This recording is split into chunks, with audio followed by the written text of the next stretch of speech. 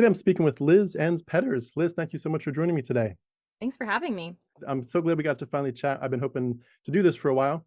And I did want to give a brief disclaimer before I do the bio. Liz is a theist. So for anyone that comes to my channel that's looking just for atheist deconversion stories, please understand that that's the conversation we're going to have is a little different, but I think it's worth it. We're going to go over some really interesting topics today. But for the bio, Liz lives in central Pennsylvania. And by the way, where do you live in PA? Like right out of Harrisburg, Pennsylvania, like right Oh, out of the capital. Yeah. nice, nice. I'm from my family's in Lancaster there, and so I Oh, get yeah. there Okay. sometimes. Very That's cool. And she has two kids. Are they 5 and 3? 5 and 3. Nice. And she's also a blogger and a podcaster and a freelance writer. The title of your production is called Deconstructing Mamas, which you do along with Esther Goetz. Is that right? Yes. Esther Getz. Yep. Esther, yes. Sorry, Esther, for mispronouncing your name. And she, the focus of that is motherhood, mental health, mindful Christianity, and basically, as I have absorbed a lot of your work over the last couple of years, it seems like your focus is just navigating your faith journey and evolving your beliefs and worldview towards hopefully less toxicity and more healthiness. And at that point, I'm going to pass it to you to tell us some more things about yourself. Yeah, I mean, I think just specifically in talking about our podcast real quick, I just want to create a space where people who have been a part of really fundamental religious groups feel the freedom to not just explore their Christianity, but say, I don't know what I believe, and maybe I don't believe any of that crap, but like feel like there is safety to talk about it and work through it. And as a mom of young kids, I felt like I needed that kind of community. I grew up in a very like conservative, fundamentalist Christian home. And so I am now raising kids very differently than I was raised and kind of panicked. Like, how do I do this without scaring the shit out of them about hell?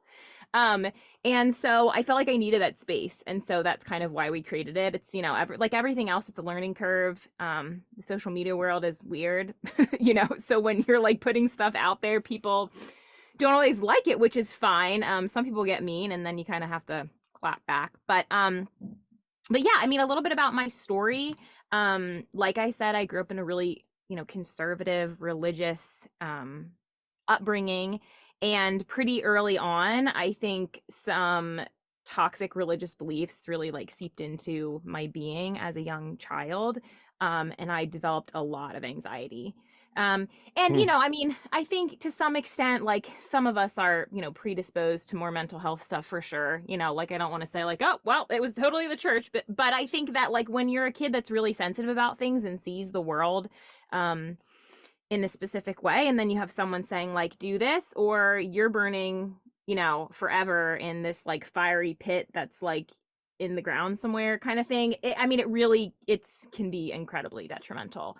Um, so I kind of grew up like towing that line of like not really believing a lot of the stuff or like feeling like things didn't really make sense about what I was being taught, um, mostly at church, but feeling like I didn't have a choice because there was no other option if I didn't believe this. Like, what if I would go to hell, right? Like, what if God would leave me? Like just I mean, just really kind of a mind game, in so many ways. Did you And feel though like you were in the safe zone pretty early on in the sense that you were on God's side? Or did you fear that you weren't like truly a Christian at all? yeah, that's a good question. I don't think I ever really felt safe. And I think that is more and more common, like the more people that I'm talking about, right? You say this prayer, there's that prayer that you're supposed to say as a Christian, like you pray that Jesus forgives your sins, and that you believe in him, right? And that's supposed to save you. But that just never added up for me. So I think it led to some sort of almost like OCD, kind of like praying, right? Like constantly praying for my soul because I wasn't sure if it stuck. So I don't think I ever really felt like I was in the safe zone. I felt like at any moment, something that I would do or say would kind of out me. Hmm. Um, it was a lot of like, it was like a lot of like walking on eggshells. It was really, now as an adult, I can look back and say like, that was terrifying for a young child, um, to kind of begin seeing the world that way. Yeah, I know what you mean. And I think for me, I had a similar experience in the sense of like most people do, where you kind of recommit your life at 10 or 11, 12, just to make sure, because you want to make sure you're not just inheriting your parents' faith. But then puberty hits, think thoughts you're not supposed to think, and you do wonder, like, if I'm really like in love with Jesus Christ enough that sin is just a horrible thing and I don't want any parts of it anymore. I know what it took to get me out of that mess of sin and judgment. I'm redeemed now. It's like at that point you just think, why would I want to go back to anything sinful? Why would I want only to keep my eyes focused on the Lord and on eternity and heaven and holiness? And then when you do slip up, you're like, oh shoot, maybe I'm slipping up because I'm not actually saved. And it does make you wonder, even if you're pretty confident or even theologically in that group where you think, oh, once I'm saved, I'm always saved. But it just puts you in this cognitive dissonance a lot, and it's hard to deal with. Yeah, I mean, it really is. And it really does translate like all through your life, right? Like it's you kind of like this is those formidable years, right? And this is like what your being is built on in a lot of ways, and it carries on to all sorts of things. I mean, you talked about, being a teenager, right? And like starting to deny your own body, like and your own desires. And I mean, it can become I mean, it can become really toxic. It kind of takes over everything. I don't think it was until probably college, which is kind of funny because I went to like a small liberal arts college in the central Pennsylvania area, very conservative Christian, but it wasn't until college where I was really like, this is no, like this is not gonna work for me. My dad is a biblical scholar and theologian, and so around that same time he was pretty heavily sort of like deconstructing some of his faith beliefs. And I think that almost gave me a sense of like freedom to do that for myself in a lot of ways. And I started to really, really question things, and there was a lot of things that I just decided to like throw out, Mm. because I was just like, I don't believe this. This doesn't make sense. This doesn't make sense for a loving God. This doesn't make sense, in many, many ways. Um, Let but me it was ask kind you. of funny that I was doing that in the middle of like a very conservative Christian situation. I felt very misunderstood by people. I felt like I didn't belong. It can be a really, really tricky process. I think that's why a lot of times people just stay in it. They just don't even question because it upends everything. Yeah, can I ask? Did you, and you were saying that, it made me wonder, did you feel fearful, like you were kind of questioning God in an inappropriate sense? Like a lot of us have this construct of like God is the king, he's the judge, but there's Mm. also such a discrepancy between what he's thinking in terms of what he wants you to do with your life, but also just how he sees holiness. And in the sense that there's verses in the Bible that talk about, at some point in the future, God is going to make everything right, including harsh judgments, which will include, murder and genocide of anybody that's on the wrong side. But it says that the righteous at that time will actually rejoice. They'll be glad. And so you get this picture painted that if you saw sin and wickedness and holiness the way God did, you wouldn't see hell as inappropriate or something that's toxic. You'd see it as the total summation of the contrast of his holiness versus sin. And so when you start to question that, for a lot of us, it makes us catch our breath and think, am I trying to put myself in the place of judge over God? Like, did you fear that you were taking some steps that were kind of heretical? Yeah, I mean, I think in some senses, I think what happened for me is when I decide something, I really decide it. Like I've always been that way. And so I think when I decided that I didn't align with some of these like Christian teachings, I was like, I'm out on this, and felt very strongly about that.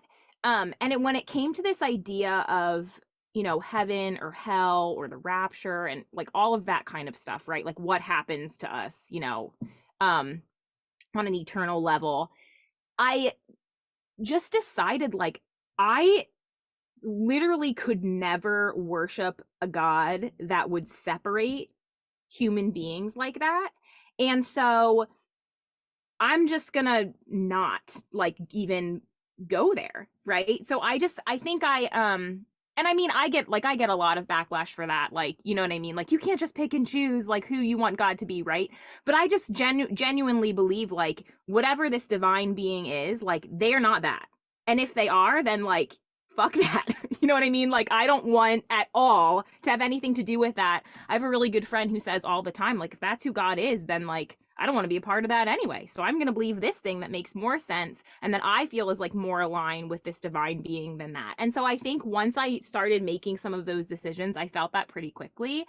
There were definitely moments where I like would go back and I would like, in a sense of panic, think like, oh my gosh, what if I'm wrong? What if I'm wrong and I'm going to hell and that's where I'm going to be for all like that sort of like trauma response for sure happened.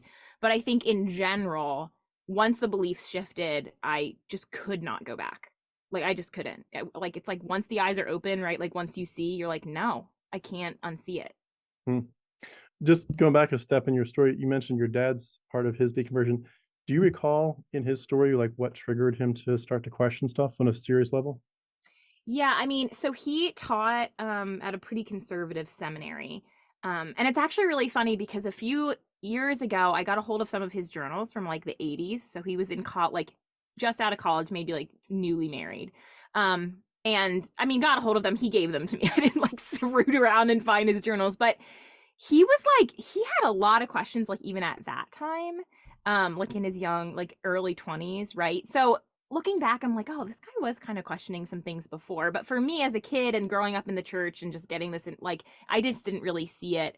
But he was teaching at this seminary, and I think like a lot of things weren't adding up to him, like for him, you know, he has studied the Old Testament like pretty intensely, and so he understands and sees sort of like the way that biblical interpretations get messed up, you know, kind of like down the line. And so I think he had a lot of grounds to say like, you guys aren't getting this right. You know what I mean? Like this is not correct. And started like pushing back and questioning. And that kind of like went up in like a flame. Like he, you know, he ended up not working there anymore. But I think it's Hmm. that kind of ignited the fire under him of like, no, I no, no. And you just think that you're right and you're not willing to listen to anybody else. And you know, I mean, it's his story. I don't want to speak to it, but that's kind of like my interpretation or what I saw happening with him. And so I think he got to that place of like, I can't go back. Like this is where I am and I'm seeing things clearly and I'm going forward, and it, you know, whatever happens with that happens with that.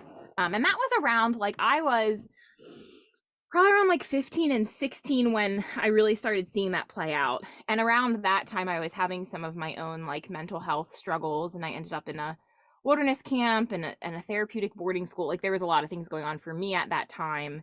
Um, so in a lot of ways we were both kind of like just trying to figure things out. Did those wilderness camp things help at that time? That's a great question. Or was it more You just like know, a band-aid? yeah, you know, that's a great question. I mean, so looking back on it, right, all of this fear that we talked about in the beginning, some of the things that happened to me as a child, you know, that I internalized, led to a pretty significant eating disorder, some OCD behaviors, just like this feeling of like, I can't do anything right. Like this world is sucks. You know what I mean? Because we're all just like waiting for someone to like squash us with their thumb. Like just really I could not make sense of things. I would sit on my bed and I would like rip through my Bible trying to find verses that were going to tell me that I was going to be okay or things were going to be okay. Very confused, like very confused. Like in one sense I felt like I needed this faith to answer my questions or to heal me from things, right? But then on this other sense it wasn't making sense. Like it was very confusing time. And so I think I found control in other ways. Like food was huge for me. Just really struggling. So when I went to wilderness camp, wilderness specifically was very empowering for me. Like, would I say it was enjoyable? Would I say I was like so happy to go and be there? No. But it was empowering for me because I think for the first time in my life, I felt like I had to take charge of my own life. Like I was not waiting for someone, whether that be my family or God. I was not waiting for someone to save me. I was in the woods for 2 months and I had to deal with it, right? Like I had to like I was hiking with other, you know, other kids, and we were making our own food and we were making our own shelter, and like I was there in April to June. And so like in April it was still snowing, and so you'd wake up in the mountain and there'd be snow on your sleeping bag. Like no one's coming to save you, right? Like this is your life. And it was really empowering for me in that way. And I will always appreciate that piece of it. Like sometimes I look back and I'm like, wow, I was badass. Like how did I even and just being the kind of person I was, like there was sort of levels that you could achieve, and I was like, I'm gonna get them all, you know? And so like, but it was really the first time in my life where I really felt like no one was coming for me, you know, like it was all me. And I think that was an empowering shift for me. You know, I think it kind of moved me from this place of um, you know, just waiting for God to save me, to this place of just like partnering with this divine being in what is my life, where I have choices and where I can make it what I want it to be. And so that was like a really huge shift for me. Um, and then boarding school was like a little bit less like that. I mean, it was, you're in school, you know what I mean? It was like less of this kind of like big shift or big experience. I mean, there were many hard things about that, but wilderness for sure was a major shift for me in realizing my ability to handle hard things. Hmm. With, you mentioned that eventually when you're having kids and taking them to church, that you were seeing messages at church that you weren't comfortable repeating for your kids. Was some of that like a fear that some of these issues that you went through in your teenage years could be repeated if you didn't break the cycle? Hmm. Yeah, I think there's truth to that for sure. Um, I think I definitely would make different choices in my, you know, I knew that I would make different choices in my parenting strategy. I mean, my parents did the best that they could in many ways, for sure. And parenting is, as you know, like real hard. There is no, like, no one is giving you the answers. Um, but yeah, I think I felt like I really wanted to set my kids up to believe that they were like these beloved beings, right? Like not sinners in need of a, you know, of a good and holy God to save them, right? um and even though I had already sort of deconstructed those beliefs and we were kind of hanging out at church because I just didn't really know what to do next, right? But as I'm having kids, I'm like, well, she's 3 years old. Like, so I might be deconstructed, but like, if I'm sending her to Sunday school, she's going to get this. She's going to absorb it just like I did, right? And, you know, I would obviously be open to having conversations with her, but like, she's absorbing this into her body. Like, that's just happening. And I became just really uncomfortable with that. I taught Sunday school for a little while myself and kind of watched myself like edit what I was saying and putting, like, it just wasn't adding up for me. I was just like, I didn't feel comfortable, right? And there were great people at our church. There were people who were like very, very open and accepting to my journey. There were people who didn't understand it, right? Just like in any place. But yeah, I mean, we made the decision probably right around COVID. I know COVID kind of saved a lot of people from having to make decisions in their faith journey. They just felt like it was like, oh, well, no one's going to church, you know? But that was when we sort of like made the decision. We weren't going for a while. And I was just like, why am I taking my kids to church when I'm not comfortable taking them to church? You know, like, why am I doing this? Just because I think I need to, or like, what is that about? And so we stopped. Could I ask, And was yeah. your husband on board with that? Or was that Yeah, my a big husband, discussion? no, I mean, my husband is, he grew up in like a conservative Christian environment as well, but he was much less married to it than I was. Like he for somehow didn't connect his self-worth to his like religion, and I very much did. So he just was like, whatever you want to do. Like he was very like, and I mean, I'm thankful for that. Like he is 100% supportive of my process. He's on it himself. Like we're just pretty like open, you know, people. We're like, okay, well, right now we believe this, maybe we won't tomorrow, I don't know, you know, whatever. So that's been really, really helpful for me. He has been on board, and I know that's not true for everyone, but he was kind of like, if you want to do this, we can do this. If you want to stay, we can stay. Like he's not an alarmist about things, you know what I mean? So he, in either direction, he's kind of like, it'll be okay, like we'll figure this out with our kids. And I'm like, oh my gosh, what's the right answer, you know? Like very different perspective, but it's been helpful for me for sure. It sounds awesome that you weren't effectively, it sounds like there wasn't a sense of like you terrorizing him, if you know, not that you would ever want to do that intentionally, but just when some people say, I think I'm questioning this belief or that belief to other people, they kind of connect the dots and the dominoes start to fall, in the sense that if you're saying this isn't true, or at least you think it probably isn't true, and this isn't true, and this isn't true, well, then that means this, meaning potentially that the afterlife it either isn't there or it looks very Mhm. different than I thought. And for a Mhm. lot of people, just questioning that is almost terrorizing because you're like, you're pulling the carpet out from under their literal worldview. Um, and it's awesome to have someone to go through it with where you can kind of talk through it. And it's not like a threat. You're just partners in this thing. We're both struggling and trying to figure out how to do it. I just want Yeah. to mention too, I think it's awesome that you were so concerned about your kids, because that I say to my kids and other people that my savior isn't Jesus, but my kids are my savior in the sense that it was them. Like I didn't question anything. I mean, I'm so amazed that you question stuff so early in your Mhm. teenage years. I was in it in every Mhm. sense till like my mid 20s. But when we started singing, doing Bible time with the kids at night, we did that song Joshua fought the Battle of Jericho. And I mean, that was literally the first time that I can think back on and think that was a decisive moment. And I said, I know what happens next in that story, meaning the genocide, land theft, slavery, stoning, child brides, and so forth. And I thought, I don't know if I'm comfortable teaching that to my kids and passing that on. I thought, well, you can't not pass it on. It's God, it's Yahweh. You have Mhm. to, but I Mhm. can't, but I have to. And that Mhm. cognitive Yeah. dissonance began to eat at me. And it took me about 3 years. But after 3 years, after 3 years, I was fully out. But nothing, I mean, nothing else came even close to shaking me to my core besides thinking, I can't do this to my kids. Yeah. It does it in a new way, right? Like I was already on this journey, but I was kind of like in and out. I sort of like straddling the line. I was kind of like, yeah, I know what I believe. It's fine. I'll just be at church, right? Whatever. But right, it's like nothing like having your kids where you're like, no, like I cannot do this to them. They are impressional, tiny little beings, right? And I'm intentionally parenting them in all these ways. And then I'm like, here, go to church and like absorb this stuff that I don't believe in and I actually think is toxic. It just like doesn't add up, right? And so I think what it came down to was just really like being able to trust myself, which has been a hard thing my entire life, right? We don't trust ourselves. Like we only trust God. We don't know anything. Like we're these sinful beings. Like we are never going to choose the right thing unless it's through God, right?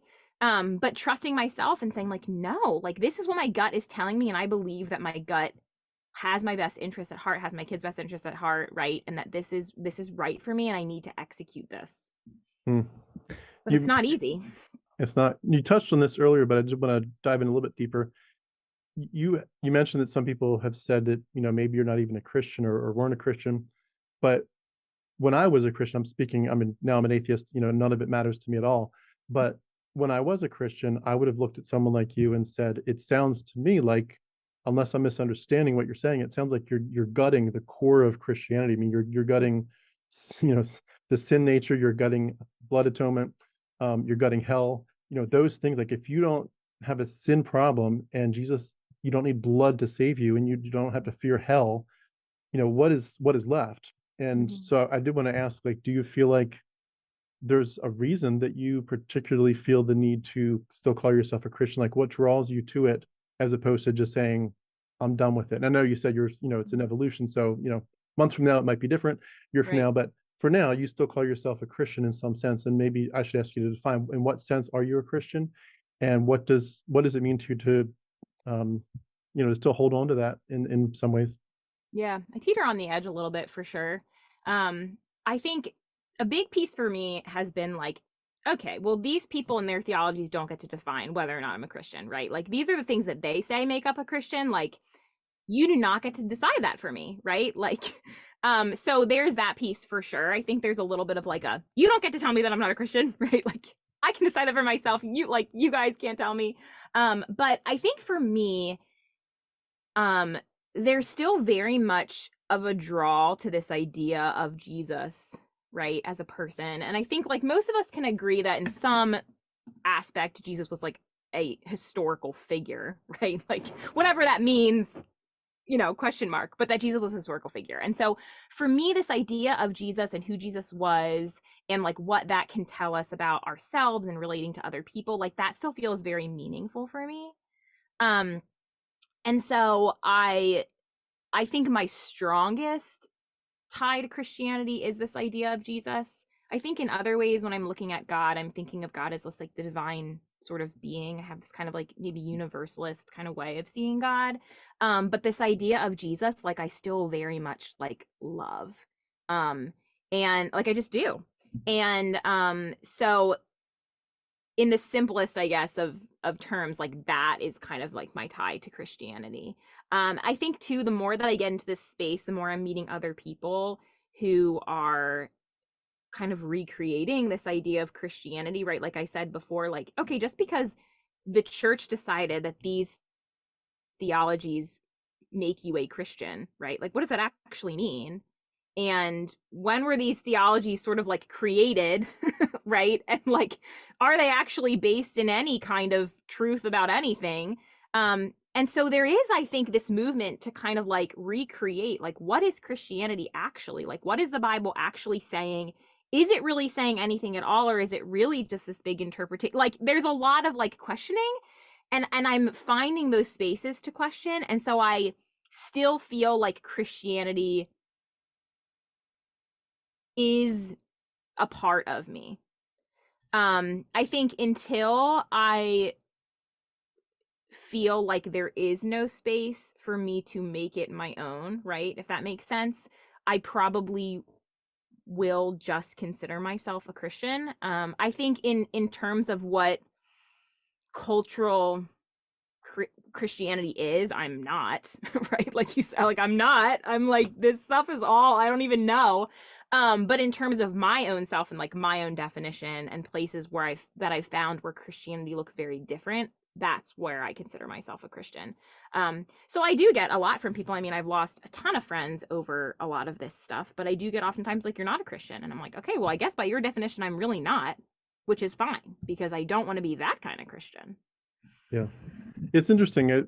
I'm torn in some ways because obviously there's a few good things that you could take from Jesus, but and this is just my 2 cents on it, so take it for what it's worth. But there's also some really bad things about Jesus.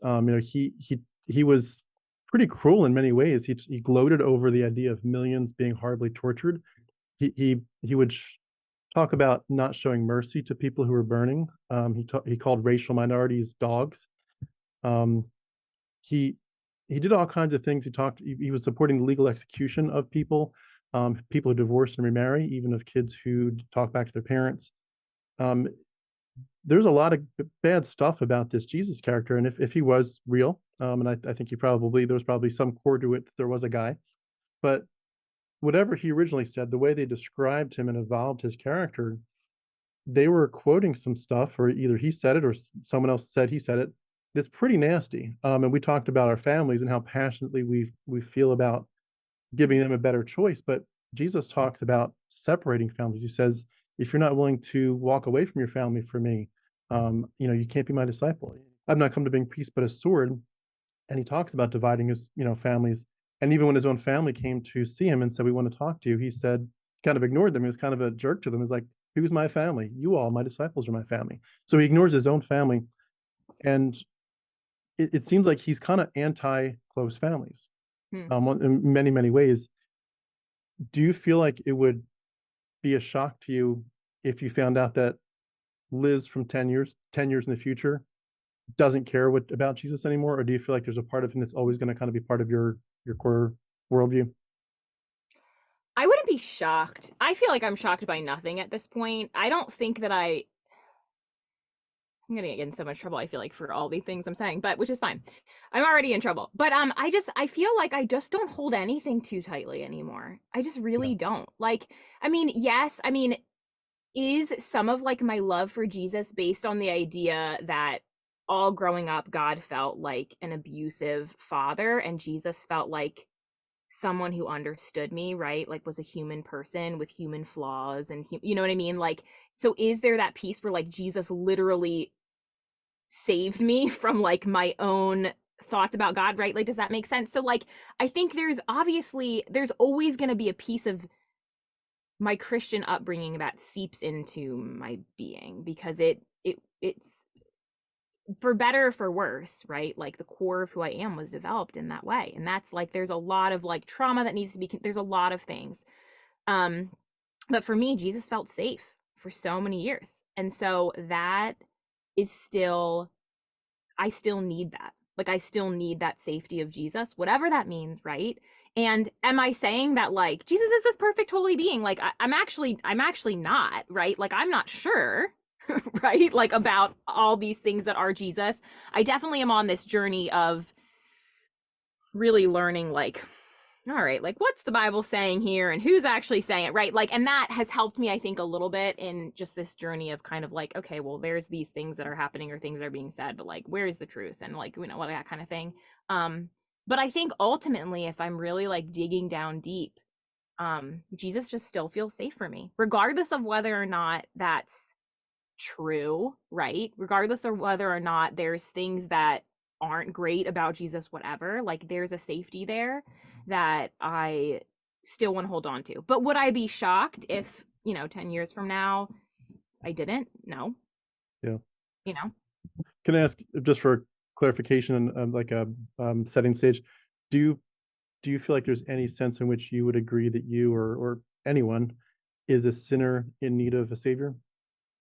0%. Okay. So I don't subscribe to like the idea of atonement theory. So like from my perspective, Jesus's death was something that happened politically, right? And does it tell us a lot about like the messed up things that were happening in that time, right? And how can we interpret that to today? And like that's kind of where I think I come from when it comes to like the actual death of Jesus. Do I think it was like a pivotal point in history, right? If I'm believing that Jesus existed, like yes, I do. I think it's something important that happened, but I don't believe that it was needed to save souls. Um, so I mean, I just don't subscribe to that at all. Hmm. Now, I should have mentioned this in the bio, but I know you were a part contributor to a book about hell. Could you remind me of what that book's called? Yeah, it's called Deconstructing Hell. Okay. And yeah, there's just a bunch of us that just talked about like why hell makes no sense and why we, for the most part. I mean, there were some people who had other ideas and it was like a really great like, compilation of ideas. Yeah. And I'll Yeah. put the link for that beneath our video, by the way, for anyone who wants to go pick it up. But I was going to piggyback off that idea to ask, do you think that there is any problem that the people that either don't believe in Jesus or have never heard of him, that they need to be concerned about? If they could know more, if they knew the full story, that there should be some level of concern, like I don't know Jesus either personally, because I know the Bible, but I don't believe in it, or I don't know the Jesus or the Bible. I'm in a tribe in the jungle somewhere and I don't know what any of that's about. Do those people have any concern, do you think, in the afterlife? If I there mean, is one? not from my perspective, but I know that's a huge thing, right? I think that I had so much question about that as a kid. I remember so specifically, like, what about these people who are out somewhere, right? Like this tribe that's never even seen people other than themselves. Like, what happens to them, right? What happens to tiny babies? All of that, right? Um, I believe, um, and again for myself, I don't need other people to believe it, but I believe that like we all are being led to this divine being, whatever that means, right? Like whether you believe in a god, whether you believe in the universe, or this idea of energy, which I kind of like mush them all together. They feel all related to me. But I think that everything sort of leads us to this same place, whether like we realize it or not, whether we do anything, right, or not, just because of like who we are, just because we're human beings and we all matter and we're all beloved. So I think Esther and I talk a lot about this idea of like when you take hell off the table, you don't feel this need for other people to like believe what you believe or see things the way that you see things because you're not trying to like save souls. Like I have like no, I'm not concerned that because I'm not getting on a plane, right, and going to this South American country and hiking through like the brush to find the people that don't know Jesus, like that I'm somehow missing an opportunity. Like I don't lose sleep over that because I don't feel like that's true. In some ways I think like people who have been like untouched by religion and untouched by culture probably have a better idea of this idea of like divine being than any of us do. Right, like Yeah. 100%. And that's like probably one of the most freeing things that I've deconstructed, like this idea that there is a hell and anyone who's not on the side of Jesus is missing something. Like, I Yeah. think that's like a pretty um just arrogant approach to life in general, right? That like we have the answers and someone else somehow doesn't have the, like, that doesn't work in any context, and definitely doesn't work in like the religious context. Um With that in mind, would you agree with the statement people just in general, people don't need Jesus? Some people can choose to, follow his ways and be a Christian in certain senses, but in general, looking at the whole population of the planet, would you agree with the statement people don't need Jesus? They don't need Christianity. 100%. Yeah. Okay. I think it's a personal journey, right? Like for Mm, me, I feel like I have chosen Christianity in some ways, who knows, right? Where whatever I am, I've chosen Christianity for myself, right? mm. But do I think it's like the answer? Do I think that people who don't subscribe to what I believe like are missing something? No. I mean, maybe I'm the one who's missing something. I don't know, right? And I don't need to feel like I'm like right, Yeah. It's you know? amazing too how much the black and white of our previous life, so to speak, definitely becomes more of a gray area. It's Yep. it's very nice, and It's freeing. it's a big topic too for atheists to, or whatever you call yourself in terms of deconstructing, to realize that some of that stuff still does carry through, even though we'd all assent and say, yeah, it's not black and white, it's gray. That we have these roots that tend to draw us back to that we want it to be all black and white, and it's definitely a challenge to kind of continue to self-examine yourself, to say, yes, I've done this huge work of deconstructing Christianity, but to say, but there's still worldview stuff in my heart that is going to draw me back to some of these same patterns. I do want to ask, in terms of the Jesus story for a second, would you agree that a lot of it is either mythology or heavily mythologized? I think there's probably truth to that. I think there's a lot of truth to that in general with the Bible. Um, so I mean, yeah, I think absolutely. I think as humans in general, right? Like we need sort of these people that like that give us, hope or like understanding, or you know what I mean? Like I think all of those things are important, whether it's like whether you're in like a Christian, whether you're thinking it from like religious point or just in general in life, right? Like we kind of are always looking for these sort of like savior type people, you know? Um and so like yeah, I think we definitely create that for ourselves, in Christianity, like I'm sure there's pieces that where we've kind of like buffed up Jesus a little bit because we need him to be that, right? Like just like we've done for God, and just like, the writers of the Old Testament did, like they needed God to be this sort of like vengeful God, and so they made him that way. Like, right? Like we all do it. Yeah. So yeah, I mean, yeah, absolutely. I think that is for sure possible and maybe even probable. Yeah. Could I ask this is going to sound like a more silly question, but I've got a point to it. You mentioned the idea of, this cosmic divine presence and the sense of we're beloved. And I've seen a lot of people who would fall either in the category that I'm not even sure what category I'd put you in, because I think you're a step beyond progressive Christianity to me. But I don't know where I am. Yeah, I'm just wandering. It's great. if you imagine like all the really conservative, fundamental, inerrantist Christians, they're not in this picture for a second, but you have, we're looking at people who are progressive Christians all the way down to, you just follow Jesus, the good stuff like, forgive as you've been forgiven, that kind of stuff, turn the other cheek. But when you look at this, a lot of people would say what you're developing is a paradigm that says the most important question first and foremost is love. Like I want to choose love for my family, for my community, for the world. I don't want people to feel condemned. I want them to feel loved. And of course, some Christians would say, yeah, well, that's God's heart. You're on the right path. But some of them would say, but if you don't have God's justice and his holiness, you're on the wrong path effectively. But if you take it back to love and you want to, we want people to feel beloved. This again, it's going to sound a little quirky, so apologize for the weirdness of it. But could you imagine for a second that same idea, but and I'm going to make an assumption that you believe in evolution. But if you imagine the version of humanity that was a step or two before us, that was probably a lot furrier and swung in the trees a little bit, and then imagine whatever a million years earlier, and humanoids, whatever the word is. Humanoid probably sounds like a robot. Whatever the hominids, I think it is. Yeah. But whatever the word is, the version that's a little bit earlier, where they were much furrier, perhaps, and they swung from the trees a lot more, but they were starting to walk upright and starting to talk, perhaps. And apologies to Neil deGrasse Tyson for botching the story. I love Cosmos, by the way. That's a great show.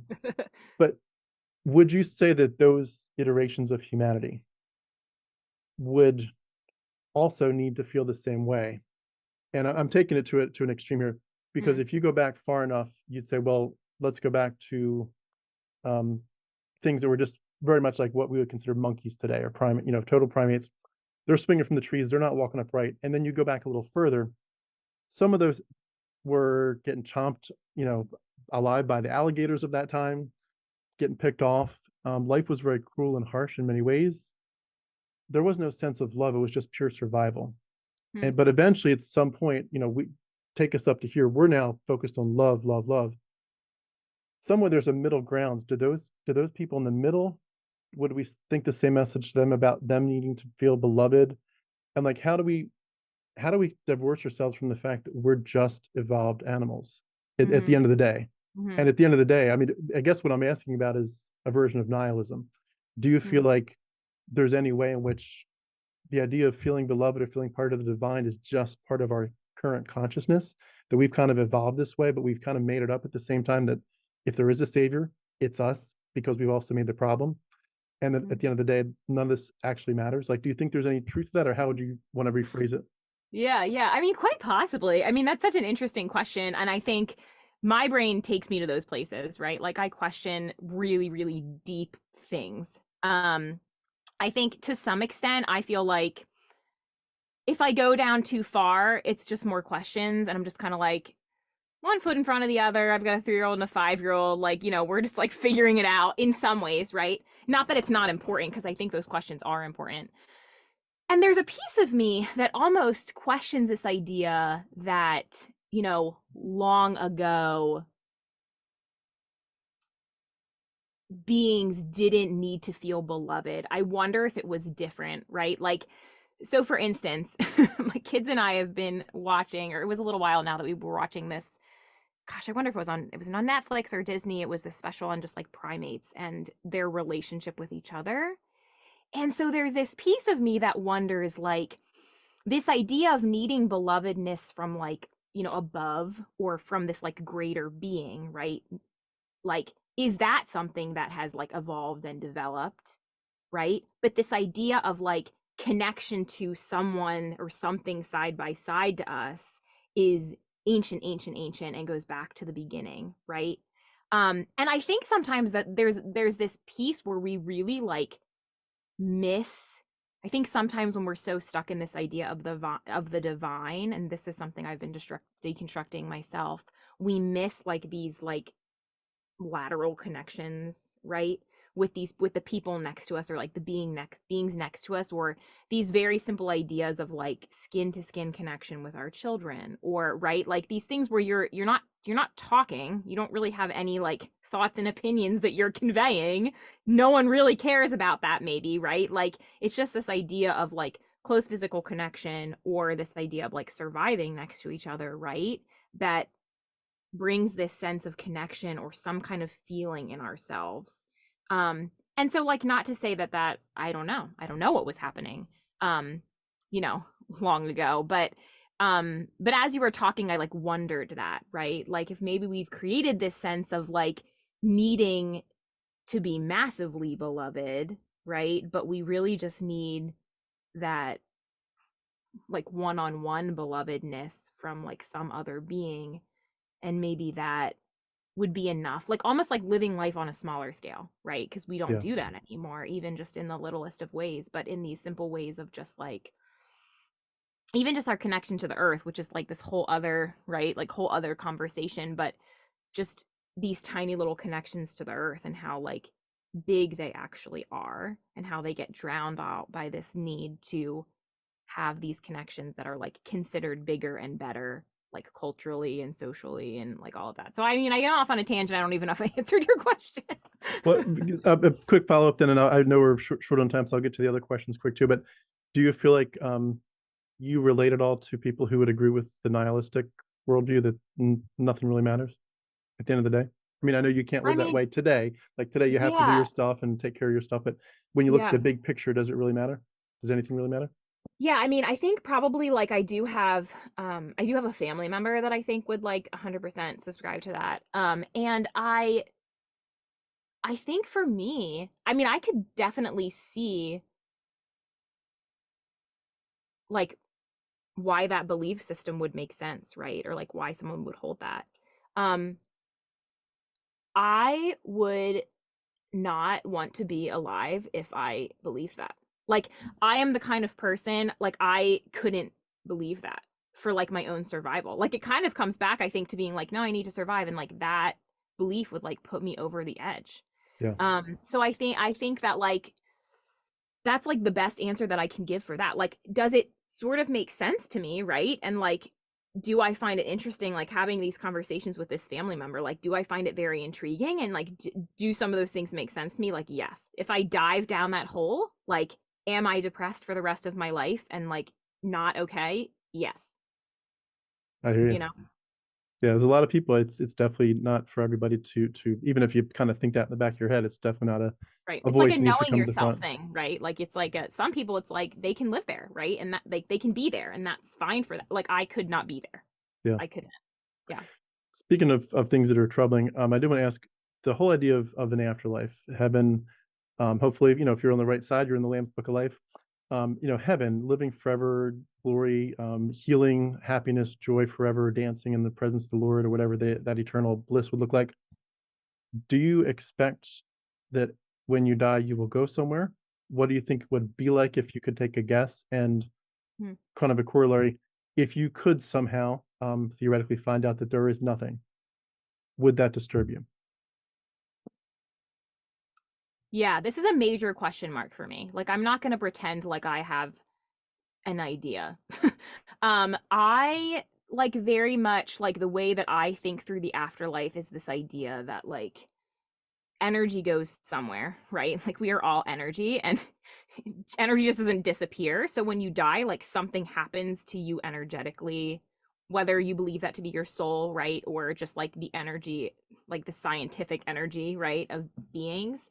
Um, and I have no idea.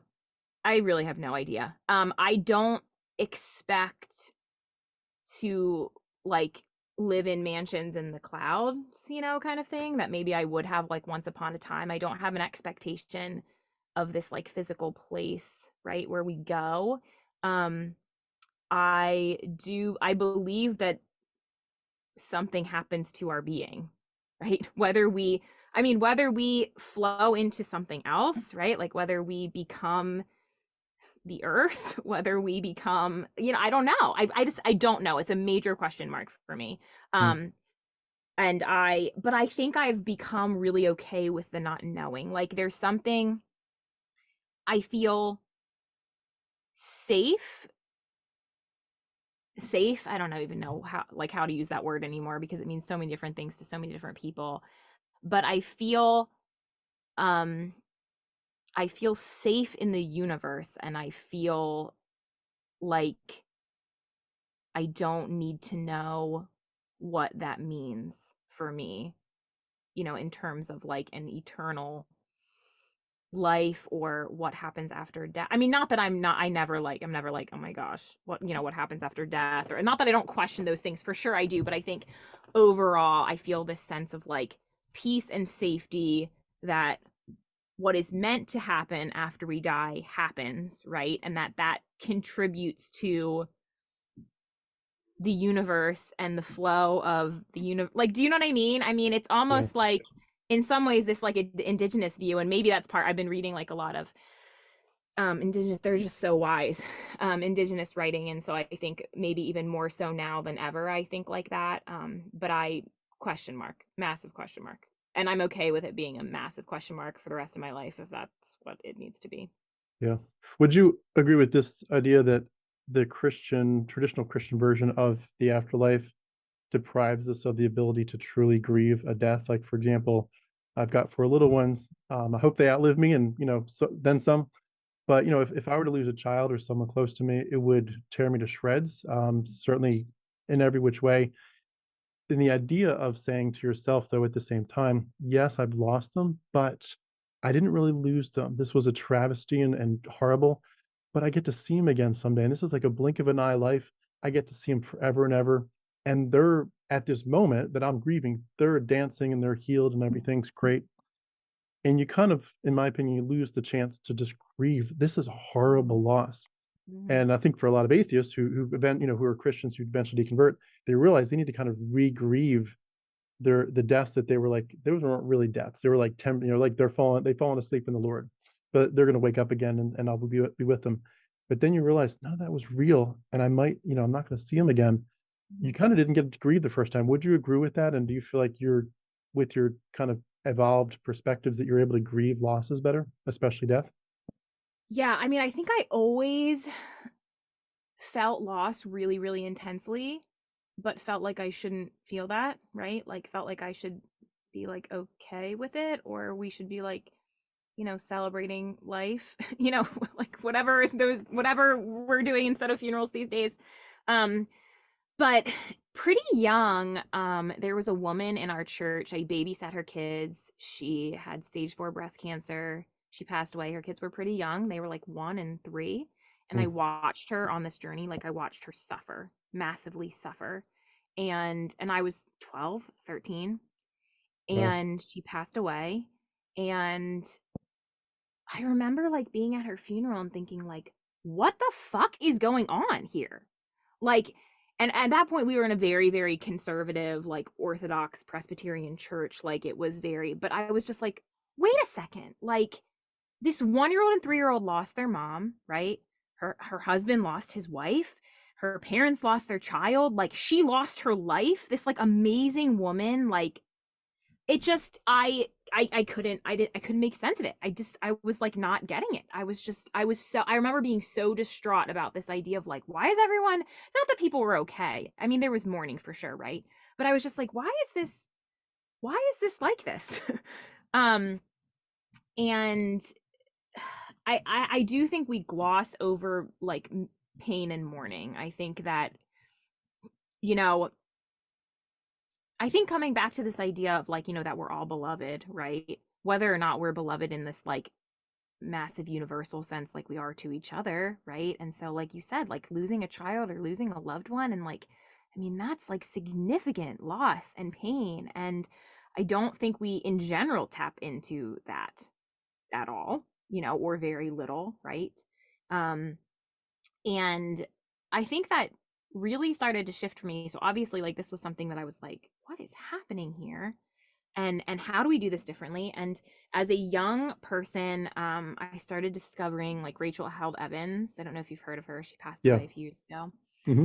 And I started like, she talked a lot about death, and she talked a lot about this idea of like ashes to ashes, right? Like death is death. We need to like see death as death. And that was my real first experience, where someone was like saying the things that I was feeling, like, no, but this is happening, like this is permanent, right? Whatever you believe about like life after, even, right? Like this is a significant event.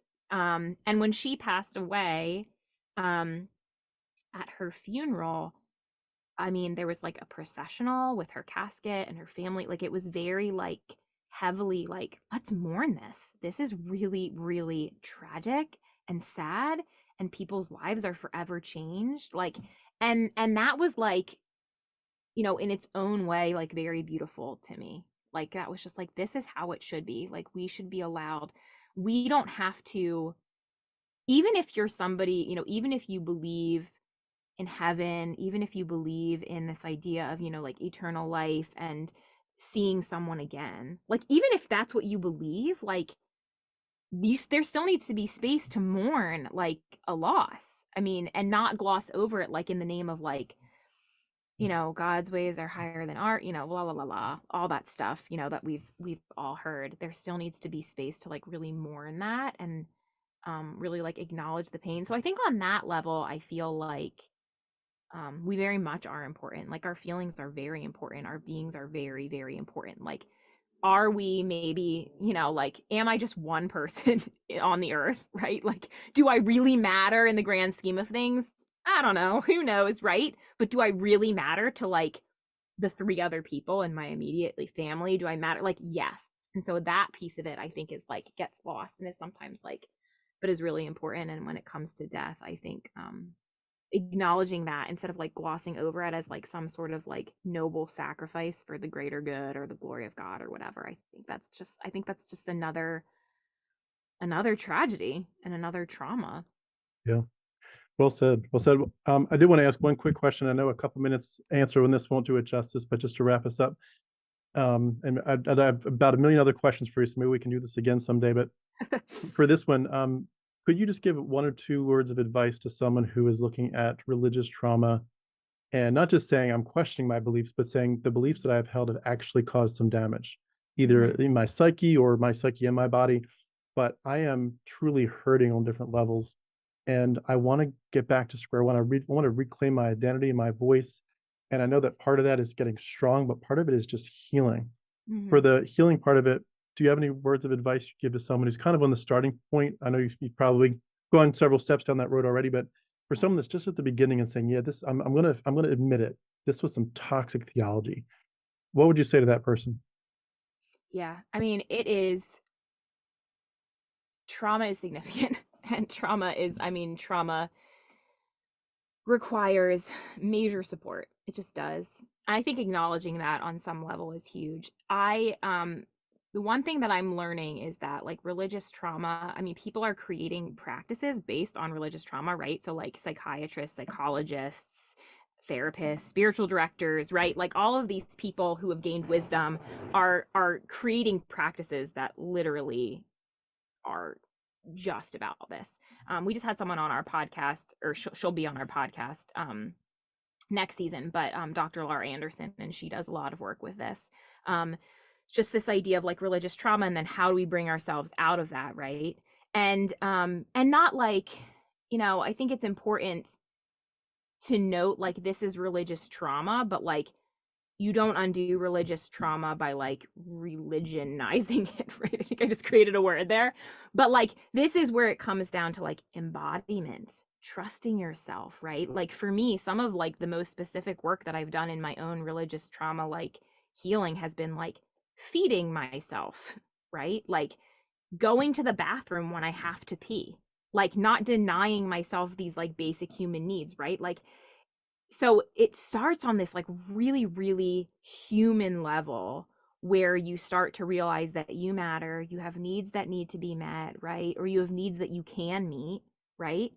I would say like, I mean, I think like hooking up with somebody who understands religious trauma, and there's quite a few of them now. I like cannot think of them off the top of my head. I mean, Dr. Laura Anderson is one, there's a bunch of them. And some like even just like embodiment coaches, right? If purity culture is something that's especially difficult for many of us, it is, and it kind of lives in our being and affects everything that we do. And there's people who are like literally working just on healing people from that. Like there are a lot of different people. If I think about it, I'll try and send those to you, Tim, so you can put those um out there if people really need them. But yeah, just focusing on healing the trauma, right? And um the mind stuff and like the beliefs and that kind of thing like is part of it, but like the trauma is living in our body, and so it's like it's a lot of like meeting basic human needs. That's been really really huge for me, like kind of like setting aside the belief systems in some ways like in my brain, right? And just coming back to um like what were the things that I couldn't give myself, right? Like that I wasn't allowed to give myself, or like didn't really matter, or I Mm. was told shouldn't matter. In terms of your story, one of the things that I think a lot of us really deal with, especially if you go all the way out where you don't even think there's a God at all, but the whole idea of the community, the loss of community. Mm-hmm. Sometimes it's as horrible as shunning. I kind of grew up hearing about that because of Lancaster County and the Amish. There are groups that shun. I've interviewed some JWs who, they're shunning. When they left, they literally immediately lost access to their kids. I know, most of the Christians I grew up with wouldn't have gone that far, but the whole idea of shunning or really pushing to the outside, certainly, no one's going to hire you for for a church leadership role in many churches. Mhm. A lot of Christian colleges wouldn't accept people who deconstruct to this level. How do you what have you personally faced, and just how do you deal with the repercussions of realizing the people that used to be your people are no longer seeing you as their people anymore, and maybe vice versa, and just starting from scratch and realizing that some of these relationships, like there's truly nothing you can do at this point to save them unless they're willing to open their minds up a little bit, in my opinion, that there's just they're going to have to kind of wither for now. How It's do you so deal with that? painful. Yeah, it's so painful. I feel very lucky that my family is very supportive, right? Like I think that's a huge place where people feel lost. I mean, my dad obviously is like deconstructed or deconstructing. We're always deconstructing everything. So, but and my siblings, I don't know exactly where they fall, like probably maybe atheist, maybe not. I don't know. You know what I mean? Like they're very like um they're not as like I think interested in this idea of like religion and divinity as I am. You know what I mean? Like they just don't, they're sort of like whatever. I'm like very like interested in it.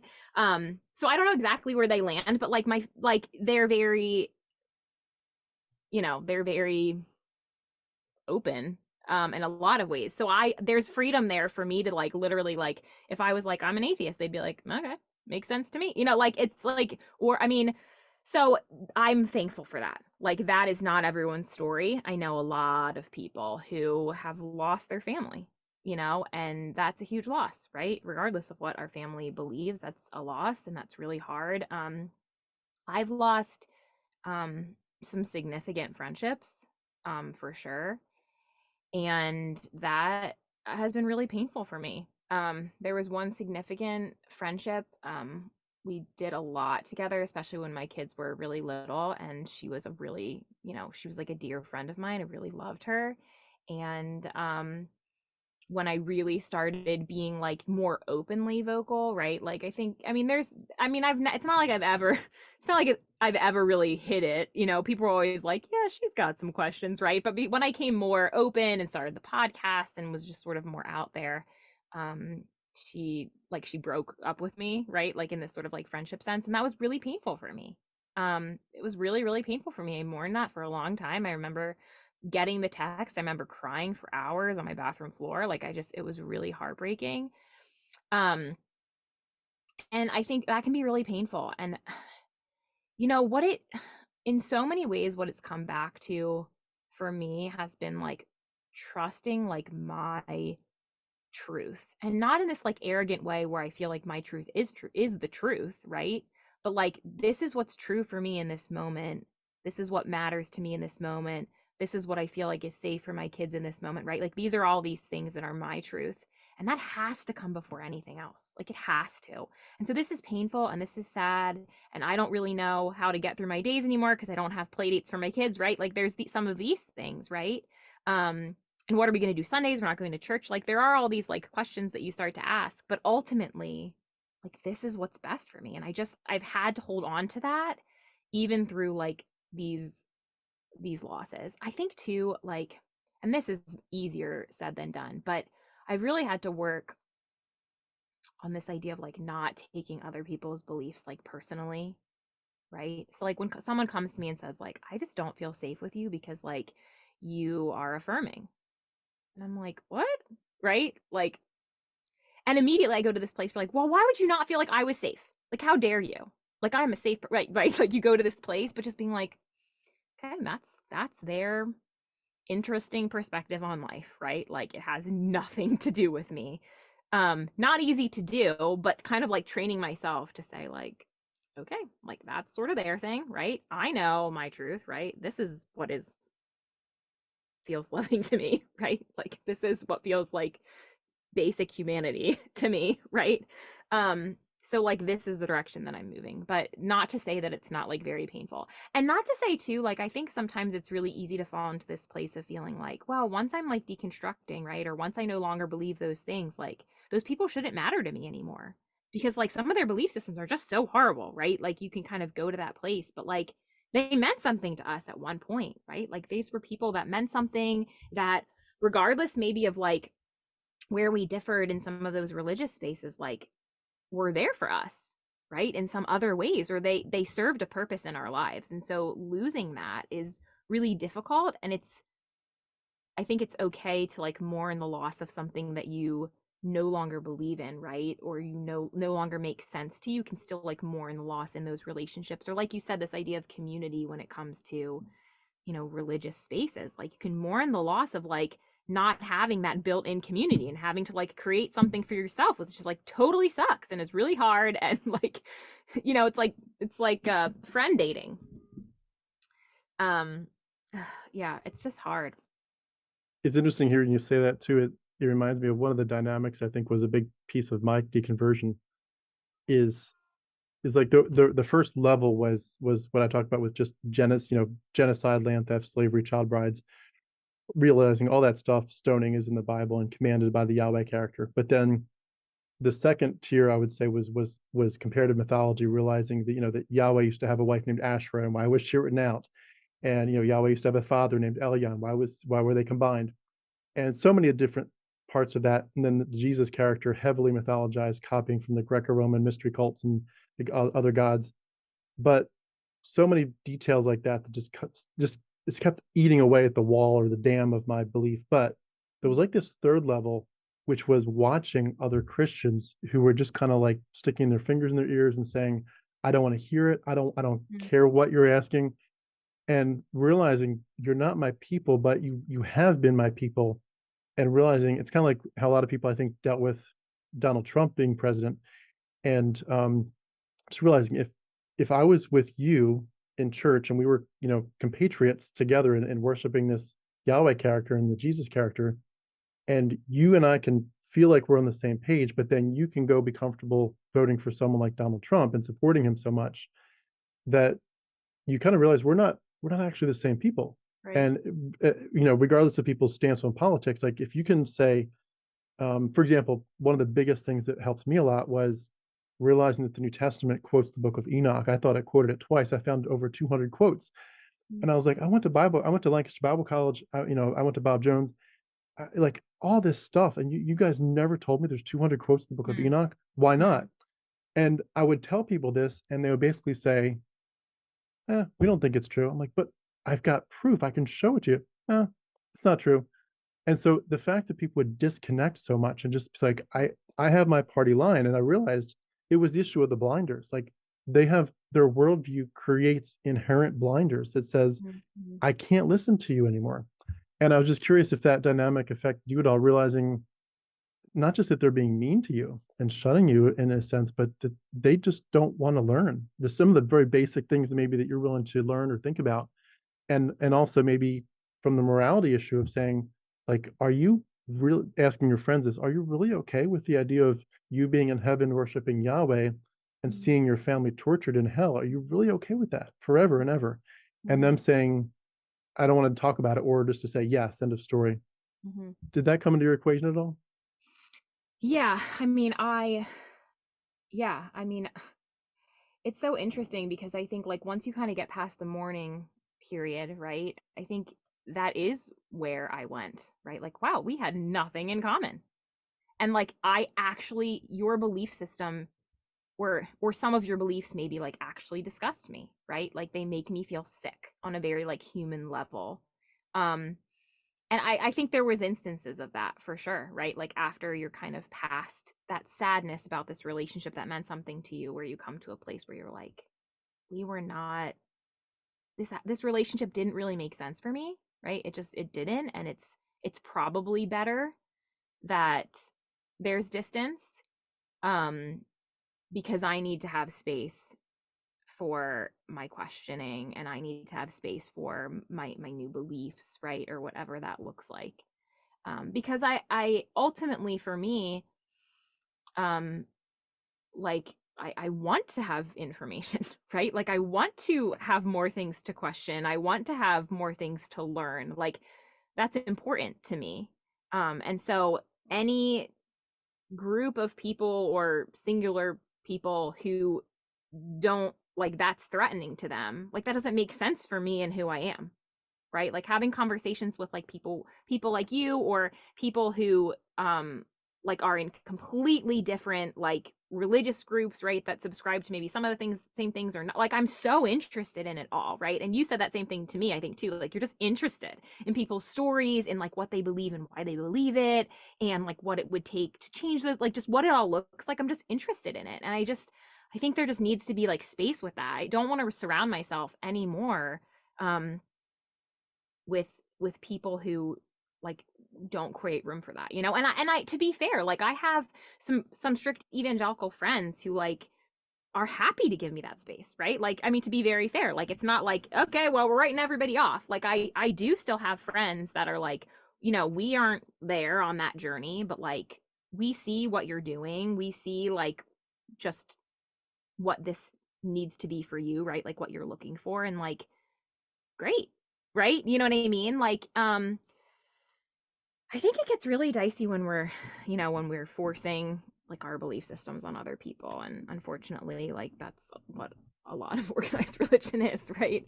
Yeah. That's where it gets really, really dicey. Do you think if you went back to church, you would feel triggered at all? Yeah, I can't go back to church right now for sure. I just feel like I feel like it just would feel like I was like living a lie, I think. You know, it just wouldn't feel true to who I am. There's just so many things that I just wouldn't be able to hear. Like I just wouldn't be able to hear, listen to, like worship songs, you know, that I wouldn't be able to. I just actually came up against this. My kids go to a preschool at a local church, and I love them. Like the church itself is like pretty open, pretty affirming. I mean, not pretty affirming, they are affirming. At least as a whole. Who knows about individuals, right? But you know, they don't do religious stuff at school. Like they're, you know, they've been a great place for us, a kind of like a safe place for us. And my kids have gone there. My daughter's gone there since she was 2. She's in pre-K now. And they have a VBS like every year. And this year my daughter like asked to go. Like some of her friends are going, and you know, they have this poster in the lobby, and like she wants to go. She asked me about it. And my daughter, like I think it's important to say, like we actually don't read the Bible to our kids at all. But I have like my whole life had this like obsession with like nativities, which I mean that's another topic in many ways, right? But like I just have loved them. I've collected them like my whole life. And so at Christmas time we do get out our nativity scene.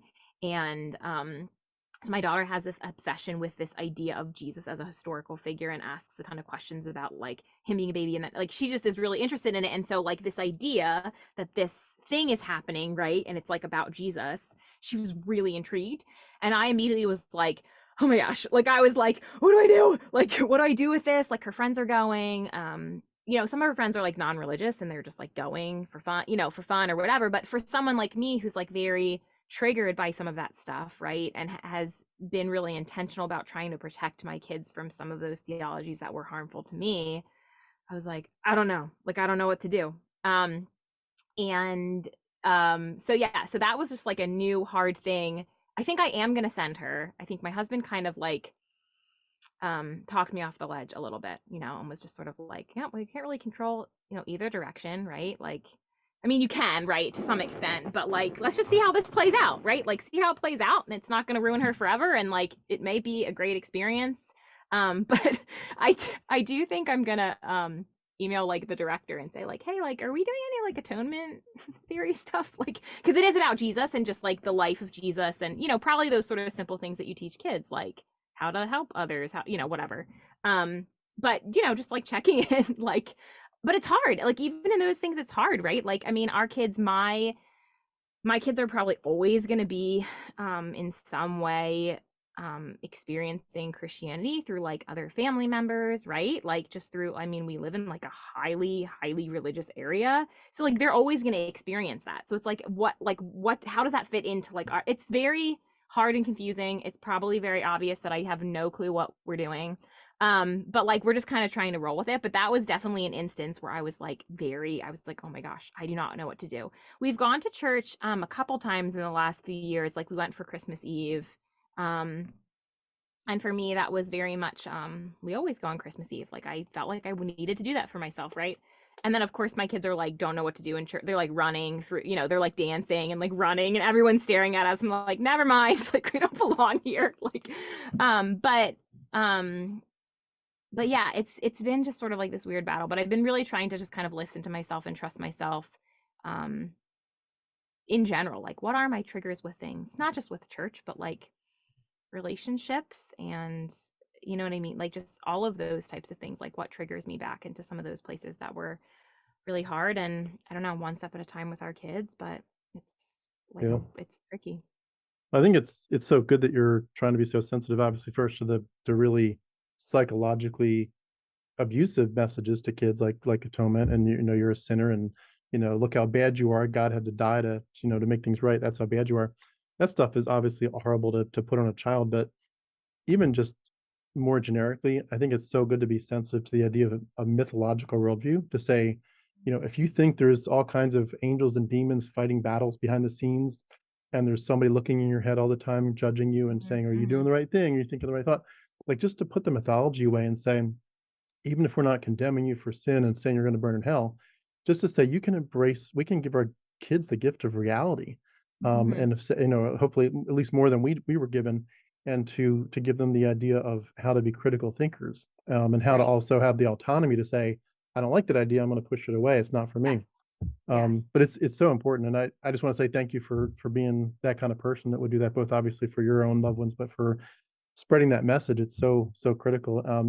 And I definitely understand about church. I haven't been in a couple of years. It's been more like 3 or 4 years, but I feel like I would be triggered. I feel like in part I would be tempted, and this is horrible, but I'd be tempted to kind of make fun of them, and I don't want to do that. Like, I'd be Right, tempted to right, say, do you guys hear what you're saying?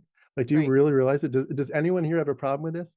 I'd want to stand up and start, preaching rationality, and I'd be like, yeah, they're gonna need to escort me out. So I wouldn't go for a couple reasons, but it definitely would trigger those back memories. And I think it's awesome that people are able to look at this stuff and say, we're going to give the next generation a better chance, a better shot at reality than we did. And I think the healthiness is just going to go in tow, and it's so good. I love what you're doing. I know we got to wrap up here. Just want to say, I hope everyone will go to your page and like it, subscribe. I'll have a couple links for your podcast and for the book you contributed to. But you're doing some great things, you and Esther. Um, the messages you're sending, even though we don't align necessarily on the total question of theism, I go to your page quite a bit myself. I love what you're doing, especially with religious trauma, healing from that. It's so important. And I hope everyone will understand the goal here is not to necessarily say, who's got the best idea of ultimate Yeah. reality. It's to say, we're gonna give the next generation a better shot at this. And Yeah. I love it. I love it. And I really Yeah. appreciate what you're doing. So I know you got Thanks. to I go. Do really, you have any yeah. final words? Yeah, no, I just really appreciate what you said. I think, I mean, the biggest thing, like, if I could say to people, like, who am I, right? Like, what do I stand for? It's really just like, I want to be able to create a space and be in a space where, like, I can literally figure it out, And for me right now, like, that obviously leans, way more towards this, like, idea of Christianity. Um, and ideally, like, I would just love people to respect that of me, right? Like, I'm not stupid. I'm not an idiot, right? I'm not just like subscribing to something because I feel like I have to. This is part of my journey, right? This is where I am and this is what I'm believing. Just like you're where you are and you're what you're believing, and that makes sense, right? And so I think in general, if we can come to each other in this way and continue to come to each other in this way. And that is what I try to establish on my page. And sometimes I think, people are like, well, you're actually saying something. I'm like, right, but that's like, that's what I believe, but I don't care if you believe it or not, right? But if we can come to each other continually in this place of like, I'm just curious, what is this for you, right? And like, what do you believe? Um, and so hopefully people can see that this is like where I am right now, but I don't need other people to believe that or subscribe to it. And we are trying to create like a safe place for, people from a lot of different religious backgrounds who are in a lot of different places, people who are still in a very conservative mindset, right? But like are trying to untangle some stuff, and people who are like, I'm out. It's I think there's beauty in all of those places. We're all just journeying back to ourselves in a lot of ways. And that's, from my perspective, that's like, you know, very sacred and holy, right? but regardless of how you see it in a larger like theistic, view, that's just important in regards to like humanity, right? And just being. Yeah. So, but this Absolutely. has been like I've appreciated this conversation. I mean, your questions were so good. I was just like, gosh, I hadn't thought about that. But yeah, it was a really rich, like great conversation. I'm thankful that you reached out to me and that we were able to do this. Yeah, absolutely. I was gonna say maybe too. I know I've chatted with Esther privately before, but I was gonna say maybe I'll have Esther on sometime and hear her story. And you all together are just it's like you're the tag team champions and you're doing some good stuff. And I literally do. I go to your pages at least once or twice a week and just kind of see what you're doing, because you all have some great messaging. And I know you got to wrap up here, so I'll say we've been speaking with Lizz Enns Petters. Liz, you're doing great work. Thank you so much. Keep it up. We need your voice in the community, and thank you so much. And we'll look forward to doing it another time. Thank you. Appreciate it. Thank you so much. Bye-bye.